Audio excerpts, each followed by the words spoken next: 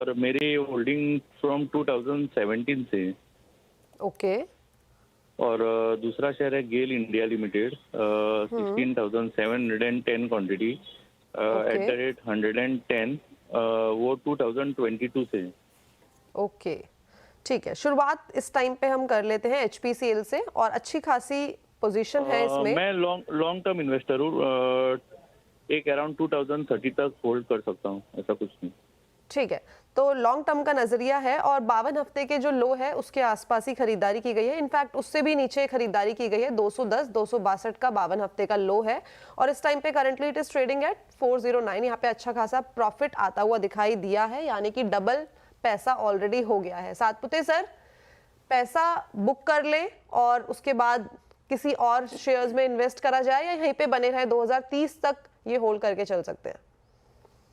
देखिए एचपीसीएल का अगर आप क्योंकि उन्होंने लॉन्ग टर्म की बात की, 2030 तक की बात की, तो मैं यहाँ पे लॉन्ग टर्म की बात करूंगा।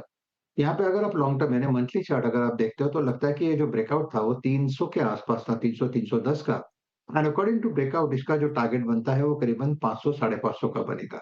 उसके लिए वक्त लगेगा, ऑब्वियसली उसके लिए वक्त लगेगा, प्रोबेबली 5-6 साल लगेंगे, क्योंकि काउंटर चलने में थोड़ा सा टाइम लेता है। तो अगर उतना टाइम आपके पास है तो डेफिनेटली यू कैन होल्ड। आपका स्टॉप लॉस जो रहेगा वो रहेगा 270 का। तो जब आप 411 की बात करते हैं और 270 का स्टॉप लॉस, तो ऑब्वियसली वो सुनने में ठीक नहीं लगता। लेकिन लॉन्ग टर्म की बात करते हैं तो आपको ये सपोर्ट ध्यान में रखना पड़ता है कि सपोर्ट कहाँ है। तो 300 का ब्रेकआउट है, तो अगर कोई करेक्शन आता है 300, तो वो एक फ्रेश बाइंग अपॉर्चुनिटी होगी। फिलहाल काउंटर में एक कंसोलिडेशन चल रहा है और ये कंसोलिडेशन 380 से लेके 400 में चल रहा है।